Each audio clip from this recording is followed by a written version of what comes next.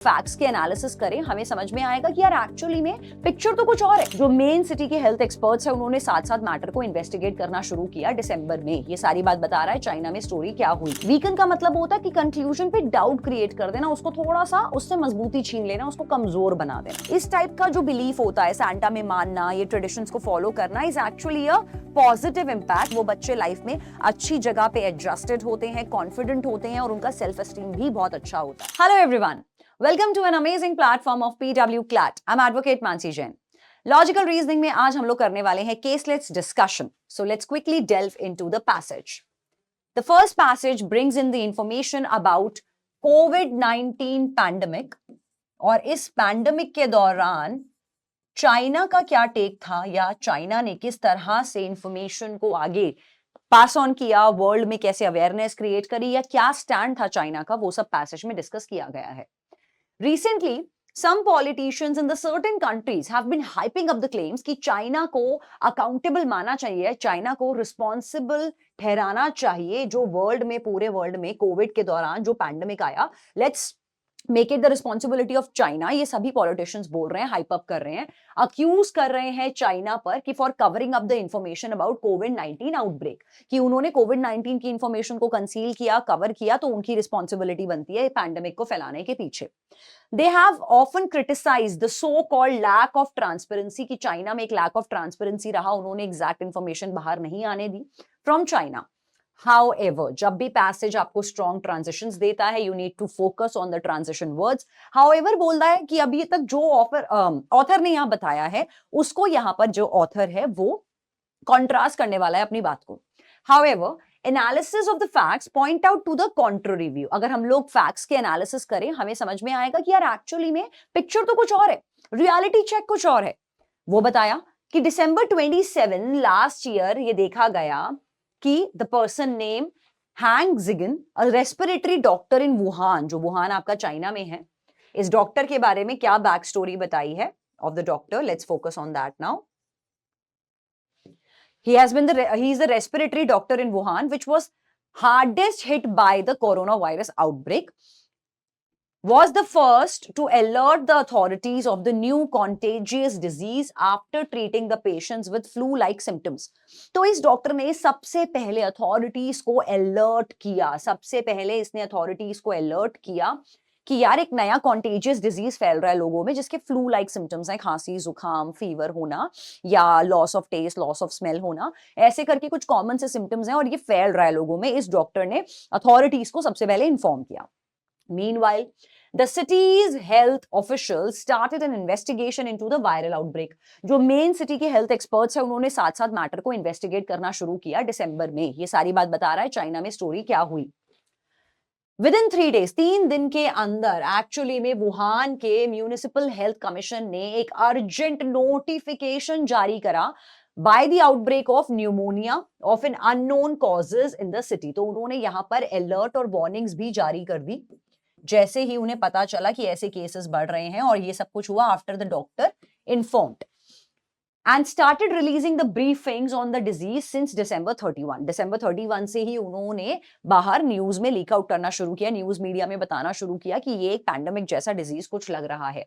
National experts of China were also sent to investigate the epidemic on site. साथ के साथ जो भी कंट्रीज में चाइना में जितने भी नेशनल एक्सपर्ट्स थे उनको investigation, deep delving into the matter के लिए भेजा गया। At that time, they were still dozens of days away from the first case of reports in the United States. इस दौरान काफी दिन बचे थे जब तक यूनाइटेड स्टेट्स में पहला केस, पहला रिपोर्टिंग ऑफ कोविड-19 नहीं हुआ, तब तक they were still dozens of days left. Dozens का मतलब है कम से कम एक डजन में 12 होता है, तो dozens का मतलब है कम से कम इससे पहले ये सब कुछ चाइना में चल रहा है और अभी महीनों बचे थे कि जब पहला केस यूएस में आया कोविड-19 का, and even in many European countries which were later hit hard by the virus.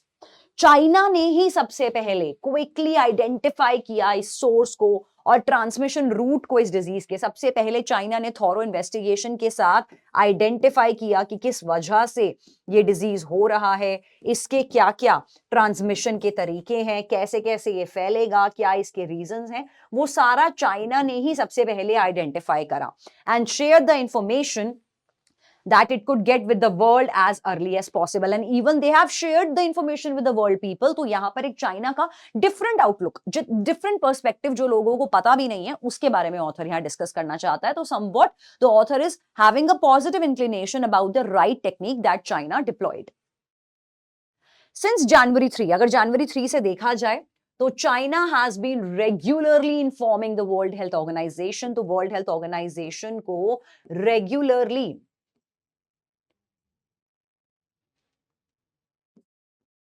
Inform कर रहा है China, and relevant countries also including United States on the latest development of the situation.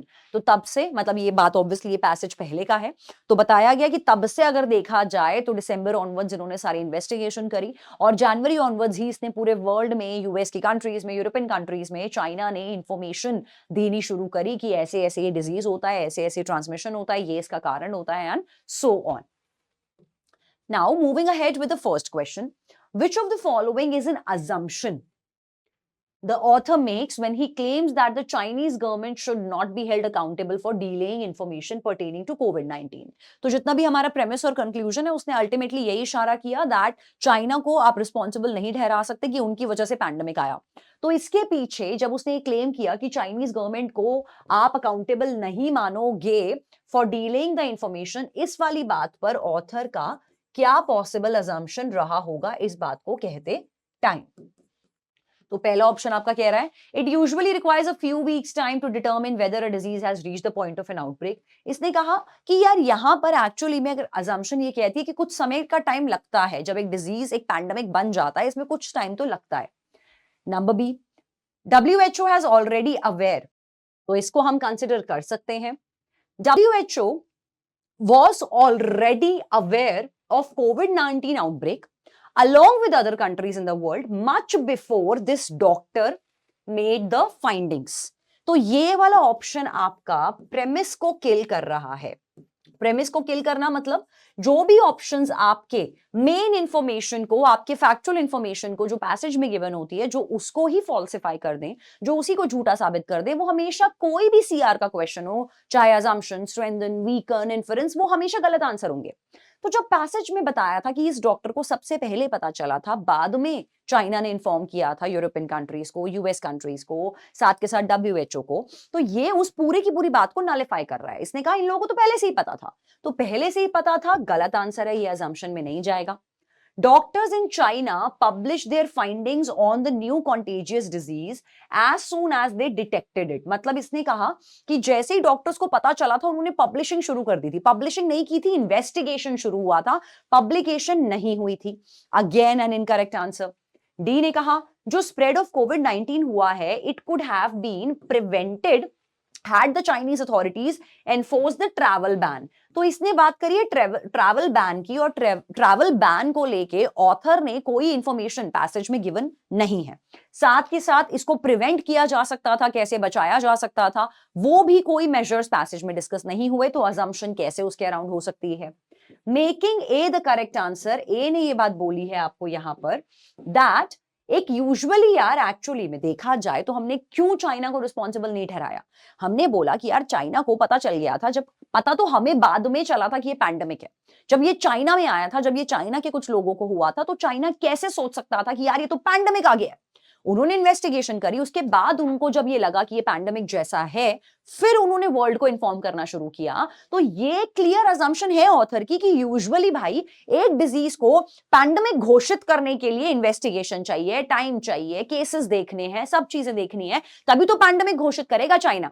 उसके 4 लोगों को अगर आज कोविड-19 हो गया था, जब तक उसको नहीं पता था कि कोविड-19 जैसा है, वो कैसे वर्ल्ड में डर पैदा कर सकता था ये बोल के कि pandemic pandemic pandemic. Investigation required थी जो चाइना ने किया. ए ने लिखा it usually requires a few weeks time, ये डिटरमिन करने के लिए कि कोई डिजीज एक आउटब्रेक बन चुका है, मतलब एक पैंडेमिक जैसा बन चुका है. ये बात आपको गिवन है ए में, making it the correct choice. अगला question, which of the following if true will weaken the author's claim. तो यहां पर आपको निकालना है करेक्ट वीकनर कि कौन सा ऑप्शन यहां पर वीकन करेगा. वीकन का मतलब होता है to create a doubt on the conclusion. हमेशा ये ध्यान रखना, वीकन करने का मतलब कंक्लूजन पे डाउट क्रिएट करना होता है। अगर आपका कोई भी option, if options kill the conclusion, if any option kills the conclusion,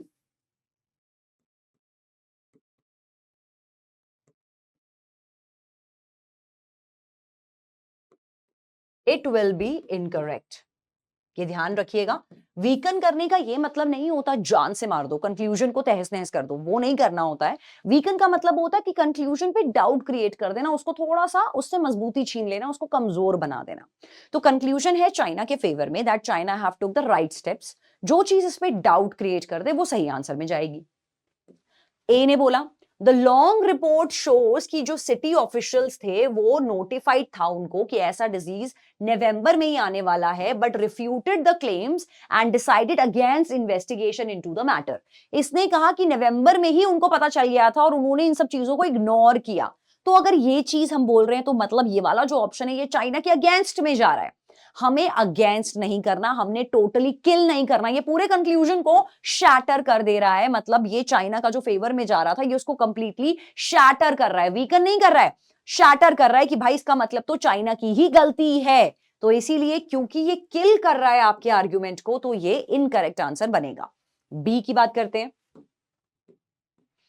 information supply to WHO had various shortcomings. जो इंफॉर्मेशन दी गई थी WHO को उसमें कुछ ना कुछ नेगेटिव्स थे, लूप्स थे, and several data result were miscalculated to underplay the impact of disease. मतलब कि जो डेटा था वो थोड़ा बहुत फ्लक्चुएट किया गया था ताकि डिजीज जितना है उसकी थोड़ी सी इंटेंसिटी कम दिखाई जा सके। तो ये थोड़ा थोड़ा डाउट क्रिएट कर रहा है। इसका मतलब है यार शायद चाइना ने कहीं ना कहीं कुछ ना कुछ टेढ़ा टेढ़ा हरकत कुछ तो की है। प्लॉजिबल आंसर जो वीकन कर रहा है, क्योंकि डेटा तो सबमिट करा है, टाइमली भी किया है, लेकिन कुछ कुछ डेटा में झोल था। सी ने कहा the actual origin of the virus, इसको कंसिडर कर सकते हैं, the actual origin of the virus can be trace back to experiments conducted by the scientist. मतलब अगर हम देखें तो ये जो वायरस आया है ये किसी इंसान को होने के बाद, डॉक्टर के पता लगाने के बाद, इन्वेस्टिगेशन करने के बाद नहीं पता चला। एक्चुअली में ये जो वायरस आया है चाइना में, ये आया कैसे है, इसका अगर हम लोग ट्रेस बैक करें ओरिजिन, तो कुछ एक्सपेरिमेंट्स कंडक्ट किए गए थे लेबोरेटरीज में, वुहान की, इन वुहान लेबोरेटरीज, और जिस वजह से बायो वेपन जैसा कुछ क्रिएट करना था। बायो वेपन होता है जहां पर आप कोई पैंडेमिक कर दो, कोई जेनेटिक डिजीज कर दो, तो एक बायो वेपन की तरह अगर हमने पढ़े तो एक्चुअल ओरिजिन वायरस का ये है कि वो बायोलॉजिकल वेपन है। तो ये बेटर डाउट क्रिएट कर रहा है इन कंपैरिजन टू बी, जिसने चाइना के पूरे टेक पर एक डाउट क्रिएट कर दिया कि यार वैसे तो चाइना लोगों को इन्फॉर्म कर रहा है, सब चीजें बता रहा है, WHO को बता रहा है, यूएस को इन्फॉर्म कर रहा है, यूरोपियन कंट्रीज को इन्फॉर्म कर रहा है, लेकिन डाउट ये क्रिएट हो रहा है कि माना वहीं पर हुआ है सब कुछ, उसने वर्ल्ड को भी इन्फॉर्म किया है, लेकिन डाउट कहां क्रिएट हो रहा है कि वो जो डिजीज आया है वो उन्हीं के एक्सपेरिमेंट्स की वजह से आया है, रादर देन कि पता ही नहीं बैट के काटने से आया है या किसके काटने से आया है। Making C the better weakener, और both A and B will always be, यहां नॉट ऑलवेज, यहां पर A and B will be the incorrect option choice. अगला क्वेश्चन देख लेते हैं। Which of the following statements will the author deem the truest? मतलब कौन सी इंफॉर्मेशन यहां पर ऑथर की बात के हिसाब से परफेक्ट इंफरेंस निकल सकती है based on the premises given to you in the paragraph. तो जो जो प्रेमिसेस आपको गिवन थे, जो जो आपको चेन ऑफ थॉट गिवन थे, उन सभी को कंसिडर करके बेस्ट आंसर यहां पे क्या बन सकता है, विच of the following can be the truest का मतलब है बिल्कुल 100% सच हो जाएगी अगर पैसेज के हिसाब से हम सपोर्ट करें। तो report submitted by Chinese government allowed the rest of the country to prepare and combat the disease. Prepare और कॉम्बैट करने का तो किसी को टाइम ही नहीं मिला था, माना रिपोर्ट इन्होंने सबमिट करी, लेकिन इससे पूरा का पूरा बाकी का वर्ल्ड कॉम्बैट कर पाया, प्रिपेयर कर पाया, इसके बारे में पैसेज में no information is given to you, तो इसीलिए ये गलत आंसर होगा। Chinese government as well as the doctors had no prior knowledge of the outbreak of this disease in Wuhan or any other region of the country। कि मतलब Chinese government को कोई knowledge नहीं थी, कुछ नहीं पता था कि वुहान से पहले कहीं और भी ये डिजीज हुआ है कि नहीं। सपोर्टिव है थोड़ा बहुत, क्योंकि हमें पैसेज में बोला था कि वुहान में ही सबसे पहले पता चला, तो उसके अलावा कहीं और था ये वाली नॉलेज उनको नहीं थी। Single party system in China is the reason behind the swift action taken by the Chinese authority in detecting the virus and containing the same within its boundary। तो इन्होंने बोला विद इन इट्स बाउंड्री, कि मतलब उन्होंने detect भी कर लिया और चाइना से बाहर नहीं निकलने दिया इस डिजीज को, और वहां पर सिंगल पार्टी सिस्टम है। Again no information is given about this pointer. D, pneumonia का जो आउटब्रेक था, जो यूजुअल कॉजेज लेके आता है, is a routine occurrence in the territory of China. इसने कहा कि न्यूमोनिया जैसा जो नॉर्मल डिजीज है वो कॉमन है यार, वो होता ही रहता है चाइना में, हर दूसरे इंसान को होता रहता है। No information is given to you about this in the passage. तो इस केस में B will be the best answer in the third question. अगला question, Which of the following, if true, strengthens the author's claim? अब आपको निकालना है इस option में, इस क्वेश्चन में एक ऐसा ऑप्शन जो ऑथर के कंक्लूजन को और ज्यादा ब्यूटिफाई कर पाए, ऑथर के कंक्लूजन को। Always remember whenever you are dealing with the strengtheners, तो स्ट्रेंथनर्स के दौरान स्ट्रैटेजी आपकी क्या होनी चाहिए?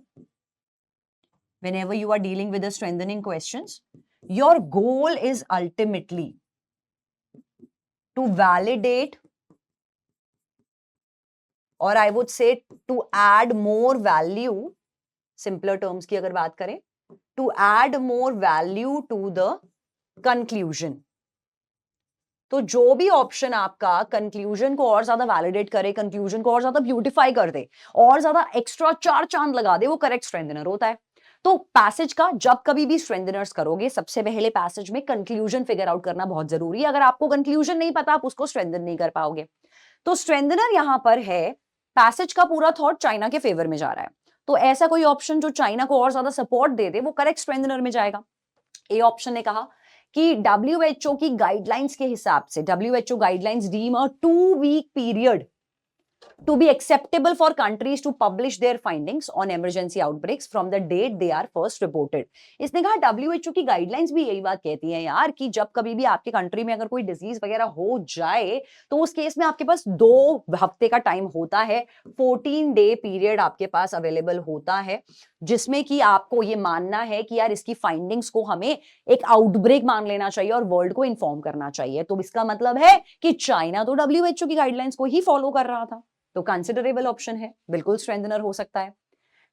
After discovering the presence of कोविड-19 आने के बाद अपने सिटीजन्स में जब देखा, other western countries took much longer than China to report the cases to world.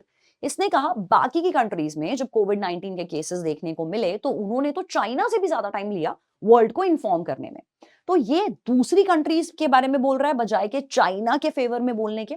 थोड़ा बहुत चाइना के फेवर में बोल रहा है, लेकिन एग्जैक्ट स्ट्रेंथनर नहीं है। If you would compare between A and B, तो ए आपका एक बेटर स्ट्रेंथनर की तरह वर्क कर रहा है रादर देन बी। तो इस तरह से आपका सिर्फ ए करेक्ट आंसर में जाएगा, जहां पे लिखा है बोथ और नाइदर, वो आपका इनकरेक्ट चॉइस बन जाएगा। Last question for this passage, which could be the appropriate heading for the passage? आपको निकालनी है एक appropriate heading over here, कि अगर आपको पैसेज को एक टाइटल देना होता, एक हेडिंग देना होता, तो कौन सा बेस्ट टाइटल यहां पर रहेगा? नंबर 1, चाइना को वर्ल्ड से माफी मांगनी चाहिए। क्लियर गलत आंसर, क्योंकि पैसेज तो फेवर में बात कर रहा है, तो चाइना को तो माफी मांगने की जरूरत ही नहीं है। बी, ओरिजिन ऑफ कोविड-19 virus can be traced back to China. बिल्कुल ये सही जा रहा है कि यार ओरिजिन कैसे हुआ कोविड-19 का, चाइना में हुआ, तो ये भी कंसिडरेबल ऑप्शन है। स्विफ्ट पब्लिकेशन का मतलब है fast action, fast publication, swift action as a matter of fact, तो ये सही है। अगेन पैसेज का अगर पूरा जॉनरे पढ़ रहे हो तभी सेंट्रल थीम निकाल पाओगे। पैसेज का पूरा जॉनरे जो था वो चाइना के फेवर में था, तो ये वाला जो सी हेडिंग है ये बेटर तरह से चाइना को फेवर कर रहा है, कि चाइना ने लिया फास्ट इमीडिएट एक्शन, दिमाग चलाया, इन्वेस्टिगेशन करी, पब्लिकेशन करी, फाइंडिंग्स करी, सब कुछ उन्होंने किया, अथॉरिटीज को इन्फॉर्म किया, म्युनिसिपल कॉर्पोरेशन को इन्फॉर्म किया, एक्सपर्ट्स ने, नेशनल एक्सपर्ट्स ने सब जगह के केसेस को एनालाइज किया, ये सब कुछ पैसेज में गिवन है। तो स्विफ्ट पब्लिकेशन जो इन्होंने करी है, that is actually a matter of fact, that is again सही आंसर। तो इस केस में अगर हम लोग बी और सी को कंपेयर करें, तो बी सिर्फ ओरिजिन की बात कर रहा है, पूरा पैसेज सिर्फ कोविड-19 का ओरिजिन कैसे हुआ था उस पर डिस्कशन नहीं कर रहा, चाइना के क्या स्टेप्स रहे उस पर डिस्कशन कर रहा है। तो इसीलिए बी गलत होगा और सी बेहतर होगा।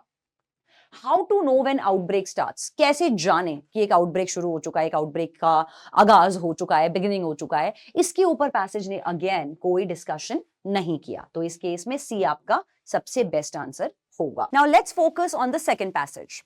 Although the notion of a man flying around the world in a sleigh led by the flying reindeers is humanly impossible, the magic of Santa Claus is a long-standing tradition. मतलब इन्होंने बोला कि Santa Claus को लेके एक common myth है, एक tradition है, या जो लोगों के मानते हैं लोग, there is a myth sort of thing कि कोई इंसान स्ले पर फ्लाइंग रेनडियर के साथ पूरे वर्ल्ड में ट्रैवल करता है और क्रिसमस डे पर बच्चों के पिलो के नीचे कुछ टॉफीज या कुछ गिफ्ट्स वगैरह रख जाता है.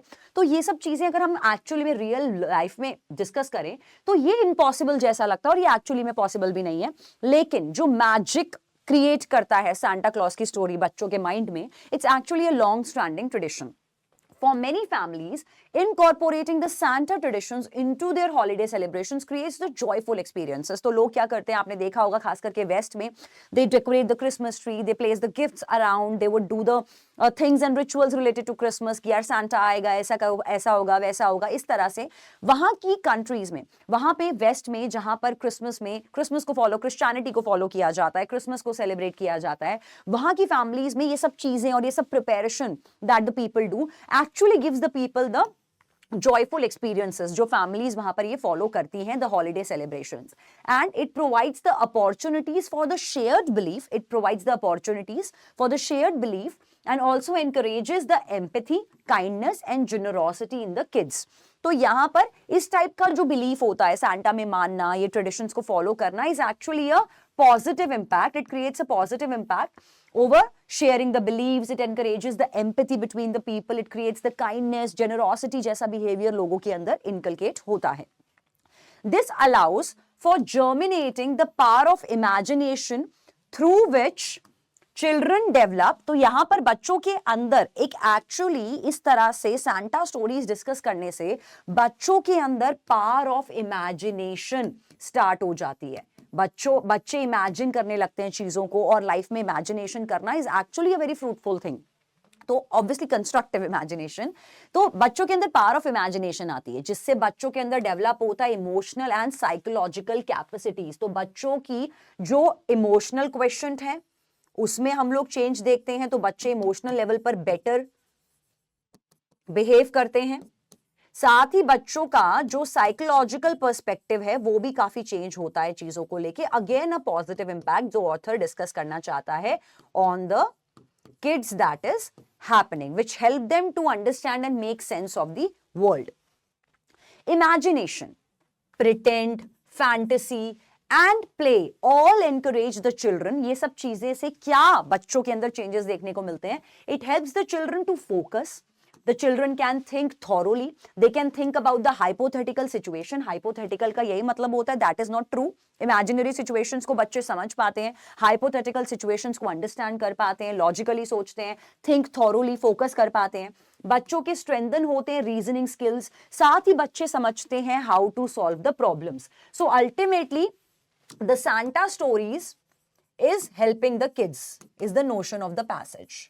The Santa stories is helping the kids in their overall mental development. Santa Claus also denotes the family traditions which are important for children. तो साथ साथ Santa Claus की जब हम stories follow करते हैं तो उससे deep rooted family traditions भी बहुत ज्यादा और engrave होते हैं. तो बच्चे एक तरीके से family traditions भी सीखते हैं बच्चे. It strengthens the family bonds. इससे बच्चों के family bonds strong होते हैं उनके siblings से, उनके parents से. It provides a sense of belonging for the children. बच्चे एक belonging वाला feeling देखते हैं. साथ ही ये memories create करने में help करता है that last a lifetime. तो यहाँ पर अगर देखा जाए तो बच्चों का sociological development भी हो रहा है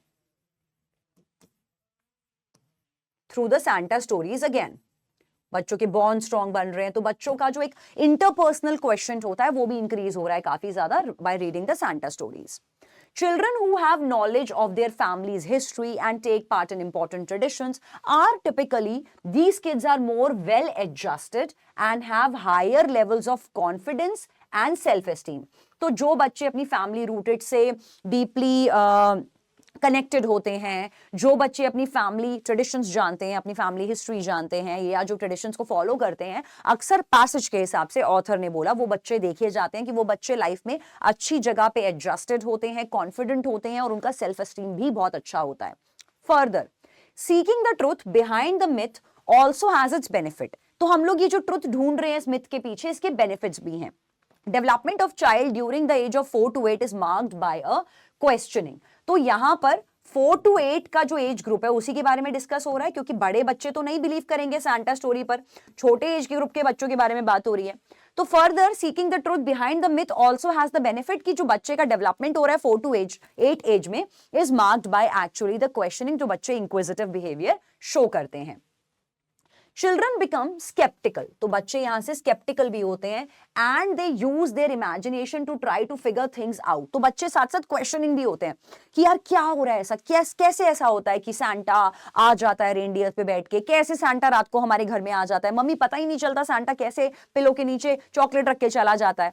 तो बच्चे स्केप्टिकल भी होते हैं, समझते हैं चीजों को, चीजों की तह तक जाने की कोशिश करते हैं। तो वो बच्चों के अंदर एक लॉजिकल और क्रिटिकल सेंस भी डेवलप होता है। It helps the children to imagine, to try to figure the things out. They experiment, they evaluate the evidences and analyze with the logical reasoning. तो बच्चे एक लॉजिक लगाते हैं। जैसे 6 साल का बच्चा होता है, जनरली पेरेंट्स ही रखते हैं तकिए के नीचे कुछ, लेकिन बच्चा सोचता है कि मम्मी रात को कैसे ऐसा हो गया, सारे डोर्स तो लॉक थे, सांता घर में कैसे घुस आया और आके वो चुपचाप मेरे पिलो के नीचे चॉकलेट रख गया।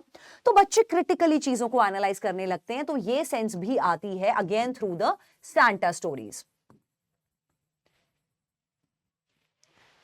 Can one man really fly all around the world in one night? Is actually possible कि एक इंसान पूरे वर्ल्ड में चक्कर लगा ले और सब बच्चों को देख ले क्रिसमस पे और सबको गिफ्ट कराए। Children are learning to think for themselves. They will use this critical thinking skills to solve the Santa mystery. तो बच्चे चाहते हैं कि चलो यार सांता मिस्ट्री को सॉल्व करना है, इस तरीके के बच्चों के अंदर एक थॉट्स भी आते हैं।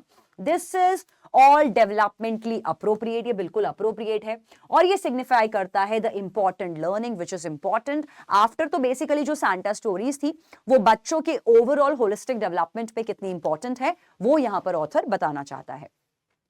So ultimately the net conclusion जो यहाँ पर ऑथर ने डेवलप किया है is all about it that Santa traditions and stories, Santa tradition and stories are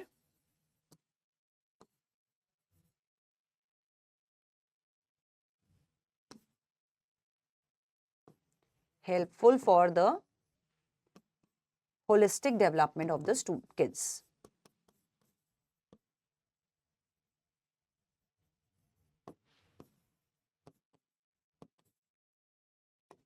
Okay, moving ahead with the first question. Which of the following, if true, would have weakened the author's argument regarding the importance of Santa Claus stories in children's life? तो conclusion यही है, जब भी weaken करना होता है तो आपको क्या करना होता है, आपको conclusion पर doubt create करना होता है। तो कोई भी ऑप्शन जो कंक्लूजन पर डाउट क्रिएट कर रहा है कि सांता स्टोरीज बच्चों के लिए बड़ी अच्छी हैं, जो इस रीजनिंग पर डाउट क्रिएट कर रहा है वो आपका करेक्ट आंसर होगा। तो पहले ने कहा after finding out the truth, सच जानने के बाद जितने भी मेजॉरिटी ऑफ चिल्ड्रन थे उन बच्चों को ट्रस्ट इश्यूज डेवलप हो गए लाइफ में आगे चलकर, जिससे उनकी एडल्ट लाइफ पर बहुत ही ग्रेव इंपैक्ट पड़ा। तो ये डाउट क्रिएट कर रहा है। पैसेज ने कहा था कि यार सांता स्टोरीज बच्चे के लिए बहुत अच्छी रहती हैं। इसने कहा बच्चे बचपन में तो यकीन कर जाते हैं सांता स्टोरी पे, लेकिन लेटर ऑन लाइफ में बड़े होकर उनको ट्रस्ट इश्यूज हो जाते हैं कि यार बचपन में मेरे बाबा ने मुझसे झूठ बोला था, इसका मतलब ये सांता स्टोरी झूठी थी, तो मेरी लाइफ का हर चीज एक झूठ है। तो ये इस केस में कंक्लूजन पर डाउट क्रिएट कर रहा है, वीकन कर रहा है।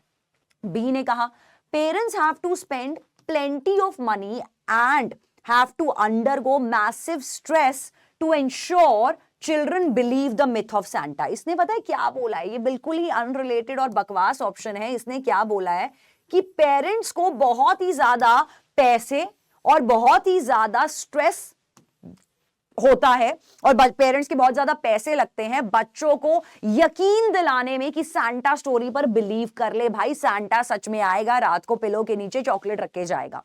अनरिलेटेड ऑप्शन है, ये थॉट को वीकन नहीं कर रहा है। सी ने कहा origin of legend of Santa Claus is in reality based on a story about plundering pirate so wreaks havoc on town folks। तो इसने कहा कि अगर हम सांता स्टोरी के ओरिजिन की बात करें तो एक पायरेट स्टोरी पर बिलीव था, पायरेट स्टोरी पर बेस्ड था, जिसने एक हैवॉक होने से बचाया, एक हैवॉक क्रिएट किया फोक्स पर, और whatever it is. Again an unrelated option that is not weakening और creating the doubt on your conclusion. तो इस तरह से सिर्फ ए ही आपका करेक्ट आंसर में जाएगा, बाकी सब गलत बन जाएंगे। 7th, all of the following can be inferred from the passage except। तो ये क्वेश्चन क्योंकि नॉन इन्फरेंस क्वेश्चन है, ये क्वेश्चन आपका since it is a non inference question, तो आपने निकालना है एक ऐसा ऑप्शन जो फॉल्स हो as per the information of the passage. तो जो बातें पैसेज के हिसाब से ट्रू फिट हो रही हैं वो आपकी इनकरेक्ट आंसर में जाएंगी। ए ने कहा बच्चे जब पजल सॉल्व करते हैं लाइफ में, help children in developing their cognitive skills by the way of critically examining the social phenomena such as myths and legends. इसने कहा बच्चे जब पजल सॉल्व करते हैं तो बच्चों का बहुत अच्छा डेवलपमेंट होता है, क्रिटिकल स्किल्स आते हैं बच्चों में, सोशल फिनोमिना समझते हैं, मिथ्स और लेजेंड समझते हैं। तो सांता स्टोरी से रिलेटेड कुछ नहीं कह रहा, ये पजल्स को प्रमोट कर रहा है, और पैसेज ने पजल्स के बारे में तो बात नहीं करी थी। तो ये करेक्ट आंसर हो सकता है इन्फरेंस का, सॉरी नॉन इन्फरेंस का। बी ने कहा जो बच्चे are able to deduce the truth, जिन बच्चों को समझ में आया लेटर ऑन लाइफ में जाके कि सांता स्टोरी का ट्रुथ क्या है, जिन बच्चों ने खुद सांता की स्टोरी का ट्रुथ निकाल लिया गूगल से पढ़ के, किसी से समझ के, वो बच्चे काफी स्मार्टर रहे लाइफ में बजाय के उन बच्चों के जिन्होंने कभी भी ट्रुथ नहीं डिबंक किया। ये बिल्कुल ठीक है, पैसेज तो कह ही रहा था सांता स्टोरी से बच्चों को इमेजिनेशन आती है और सांता स्टोरी से बच्चों में क्रिटिकल एनालाइज भी आता है, एनालाइजेशन भी आता है। तो ये आपका इन्फरेंस बन सकता है, और क्योंकि ये इन्फरेंस बन सकता है ये इनकरेक्ट आंसर बन जाएगा। Children who are taught about Santa Claus value spending holidays with their family as it gives them a sense of belongingness and nostalgia। तो पैसेज ने भी कहा था कि यार सांता स्टोरीज पढ़ के बच्चा अपनी फैमिली से क्लोज हो जाता है, और ये ऑप्शन भी फैमिली से बच्चों को क्लोज कर रहा है कि सांता स्टोरीज पढ़ के बच्चा बिलोंगिंगनेस में जाता है, नॉस्टैल्जिया में जाता है, तो अल्टीमेटली फैमिली बॉन्ड्स के क्लोज जा रहा है। तो ये भी गलत ऑप्शन हो गया क्योंकि आपसे पूछा है नॉन इन्फरेंस। डी ने कहा legend of Santa Claus instils a sense of creativity, तो सांता की वजह से बच्चों में क्रिएटिविटी आती है, ये भी पैसेज ने बताया था, और इस क्रिएटिविटी की वजह से बच्चों में विजन आता है जो बच्चों को हेल्प करता है प्रॉब्लम्स को डील करने में। Again it has been supported by the passage, तो इस केस में A will be the correct answer which is your non inference. अगला question, applying the author's reasoning statement, ये जो स्टेटमेंट है आपकी, children who grow up believing the myth of Easter bunny possess better traditional values and germinate the power of imagination। तो passage तो बात कर रहा था children believing in the story of Santa, ये एक और बात कर रहा है, ईस्टर भी एक होता है आपका ट्रेडिशन जो वेस्ट में फॉलो करते हैं, फेस्टिवल ऑफ ईस्टर। तो इन्होंने कहा जो बच्चे ईस्टर बनी की स्टोरी पर बिलीव करते हैं उन बच्चों के साथ भी वही कमाल होते हैं जो सांता स्टोरीज पढ़ के बच्चों के साथ होते हैं, वहां पर भी बच्चों में ट्रेडिशनल वैल्यूज आती है, इमेजिनेशन आती है। तो ये वाली अगर हम सेम बात applying the author's reasoning in the statement, अगर ऑथर की रीजनिंग ही स्टेटमेंट में करें तो क्या ये स्टेटमेंट ट्रू होनी चाहिए या फॉल्स होनी चाहिए? ये फॉल्स नहीं होगी क्योंकि पैसेज भी सेम चीजों पे बात कर रहा है, applying the author's reasoning the statement is applying the author's reasoning the statement is definitely true, yes, C will be the correct answer। बाकी सब गलत हैं क्योंकि पैसेज भी सांता स्टोरी को सपोर्ट कर रहा था और पूछा था कि क्या ये वाला स्टेटमेंट पैसेज के कंक्लूजन को सपोर्ट करेगा, डेफिनेटली करेगा, जस्ट लाइक सांता ईस्टर बनी में भी ये चीज हो रही है। That will make C the correct answer choice। अगला question, which of the following is an assumption the author makes when he claimed, author का conclusion क्या था कि children develop the critical thinking और crucial thinking skills जब वो Santa mystery को solve कर लेते हैं तो बच्चों में critical reasoning आ जाती है, crucial thinking आ जाती है। इस वाले conclusion के पीछे ऑथर का क्या assumption रहा होगा? तो as we studied about assumption, it has to be a bridge between conclusion and premise। तो ऐसा कोई assumption जो आपकी premise और conclusion दोनों सपोर्ट करें वो आपका करेक्ट assumption होगा। तो यहाँ पे फर्स्ट ऑप्शन कहता है children hear the truth from their older friends which makes them question everything their parents have ever told them। तो ये वाला ऑप्शन क्लियरली बोल रहा है कि जैसे ही बच्चों को पता चलता है सांता स्टोरी का सच तो वो अपने पेरेंट्स की सारी अपब्रिंगिंग पर क्वेश्चन करने लग जाते हैं, घर जाके अपने पेरेंट्स को ही सुनाने लग जाते हैं कि ऐसे सिखाते हो आप मुझे, फालतू में झूठ सिखाते हो आप, बचपन से आपने मुझे झूठ सिखाया है। तो ये चीज नेगेटिव नोशन में जा रही है, गलत आंसर होगी, ये असम्पशन नहीं हो सकती। Parents of the children automatically inform the kids about the truth once they are old enough. इसने कहा पेरेंट्स अपने आप बच्चों को बड़े होकर सच बता देते हैं कि हम तेरे को बचपन में झूठ बोलते आए थे। पैसेज ने कहा था बच्चे खुद फिगर आउट करते हैं, पेरेंट्स नहीं बताते। Again incorrect assumption. Debunking the legend of Santa involves the act of questioning. जब बच्चे सैंटा मिस्ट्री को सॉल्व करते हैं तो उनके अंदर क्वेश्चनिंग आती है, इंक्विजिटिव होते हैं, क्वेश्चन पूछते हैं, ढूंढते हैं क्या सच है क्या सच है, क्रिटिकल एनालाइज करते हैं। तो ये सब एक्ट ऑफ क्वेश्चनिंग आती है। About the pre existing knowledge, बच्चे डेलिबरेट करते हैं, डेलिबरेटिंग द लॉजिकल कोहेरेंस, साथ साथ उनको लॉजिकल कोहेरेंस स्टेटमेंट की समझ में आती है, और बच्चे अपनी खुद की थ्योरी भी डेवलप करना शुरू करते हैं। तो ये सब चीजें बिल्कुल सही अजम्पशन है। दैट इज व्हाई ऑथर का ये कहना है कि जब बच्चा ये सब करता है तो कंक्लूजन ये हो जाता है बच्चे में क्रूशियल थिंकिंग डेवलप हो जाती है। तो उस केस में C is the best assumption that is fitting in here. D will be the incorrect choice. Last question. What could be the appropriate heading for the passage? तो appropriate heading ऐसी होनी चाहिए जो holistically passage के सारे ideas को cover करे। तो पहले ने कहा parents are liars, inherent liars. Clearly बहुत एक्सट्रीम ऑप्शन है, पेरेंट्स को लायर्स ऐसा नहीं बोला गया था। Benefits of lying and dishonesty, again clearly गलत आंसर, क्योंकि पूरा पैसेज सच और ईमानदारी के बारे में डिस्कस नहीं कर रहा। Santa, the man, the myth, the legend, possible है, ठीक है, कर सकते हैं कि Santa, the man, the myth, the legend possibly कर सकते हैं। Why it's okay for kids to believe in Santa? ये होलिस्टिकली सब कुछ कवर कर रहा है। तो अगर हम सी और डी को कंपेयर करें तो डी एक बेहतर आंसर है, क्योंकि ये वाला जो ऑप्शन था सी, जो सी ऑप्शन था, ये सिर्फ फोकस कर रहा है सिर्फ सैंटा पर, isn't it? ये सिर्फ और सिर्फ सैंटा पे फोकस कर रहा है, लेकिन पूरा पैसेज सैंटा पे फोकस नहीं कर रहा। पैसेज सैंटा की स्टोरीज का बच्चों पे क्या इंपैक्ट होता है उस पे फोकस कर रहा है।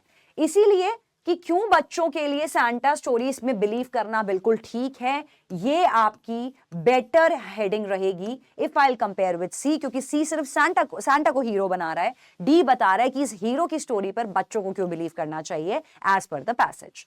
तो that will make D the correct answer choice. Okay, तो इसी तरह से आपने अपने पैसेजेस को एनालाइज करना है थॉरोली, ऑप्शंस को ग्रिल करना है, क्वेश्चंस को बहुत ध्यान से पढ़ना है, एंड व्हेनेवर जब आप क्रॉस रोड्स पर फंसे, आपको लगता है दोनों आंसर सही लग रहे हैं, तो वहां पर go back to the passage and try to match out the answer कि कौन सा आंसर पैसेज की रीजनिंग के साथ बेटर तरह से अलाइ कर रहा है। ऑन दैट नोट मिलेंगे आपसे अगले सेशन में, तब तक के लिए take care everyone, bye bye all.